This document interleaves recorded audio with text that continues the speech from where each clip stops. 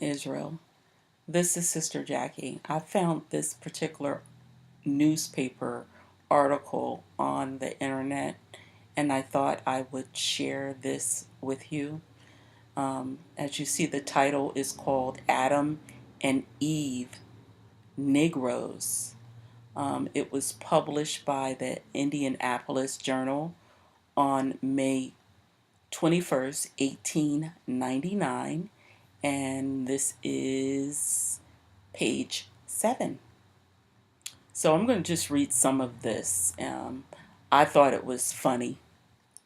It was a little funny to me because, not because of, we pretty much already know the color of Adam and Eve, but uh, it was funny because of the scientists' theory on how some of the population turned white. So let's see here. It says, a scientist who declares there can be no doubt of it. Nothing in the Bible to show that there were other than black, and black they must have been. So as you see here, it says the New York Press. Adam was a Negro. The first few centuries of his life, though scientists think he may have bleached somewhat after he took to encasing himself in leaves. And Eve was a negress. It was the only thing a lady could be in those days. The fact did not vex her, however, any more than it did the man whose rib she was and whom she got into so much trouble. There were not any white folk around for them to envy then, for the climate and the costumes prevented that. It is true, the book of Genesis does not say positively that Adam and Eve were black or even brown. Now, I disagree. And the reason why I disagree is because the Bible clearly says that he formed Adam from the dust in the ground. Well, the dust is brown. So, why is it that you think that it's some other color? It's unknown to me. But the Bible leaves the question open.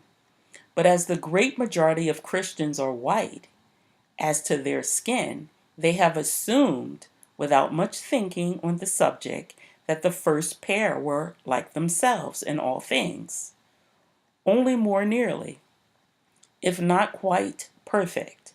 They forget about their black, brown, and yellow brothers who are descended from the same source as they are, and many of whom are very near the complexion of the original man.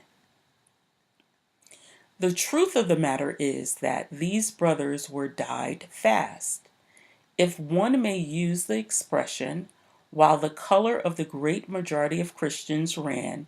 Science and the Bible agree that primitive man lived in the tropics and did not wear clothes. As he increased and multiplied, he needed more room and sought it toward the north.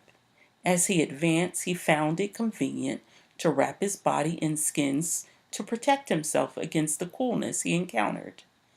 Then, generally speaking, he began to bleach.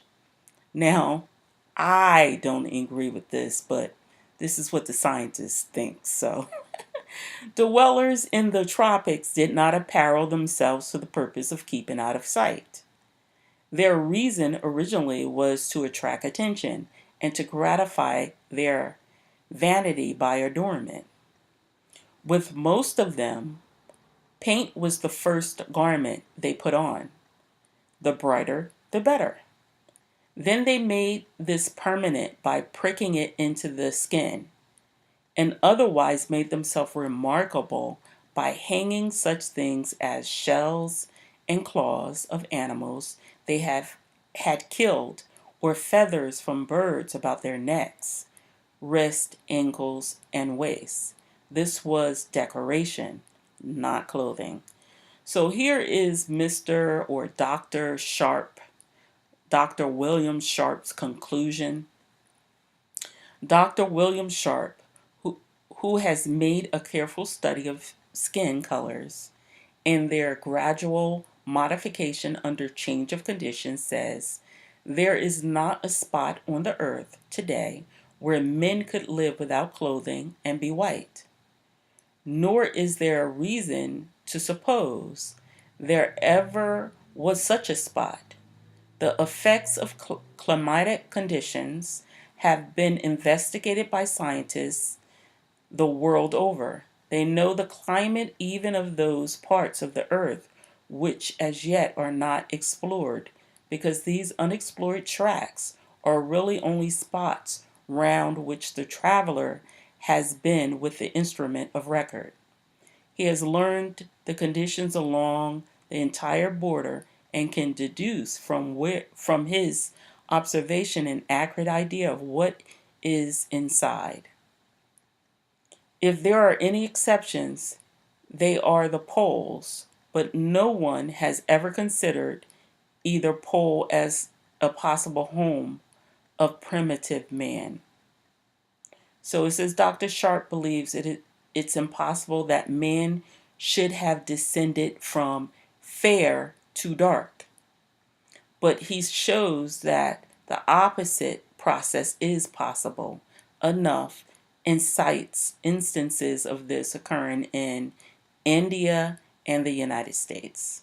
When dark races not destined to extinction come within the pale of high civilization, he says, color fades in the course of generations and in time disappears. I don't know that I agree with that because, I mean, don't we have like black people in Alaska? And they've been there for probably 4 generations, but they're still probably black, aren't they? So I don't agree. There's another reason that people changed colors that, at this time they didn't explore, but I don't know, guys. Tell me what your thoughts are, and I will remember to post a link to this article in the comments. Take care.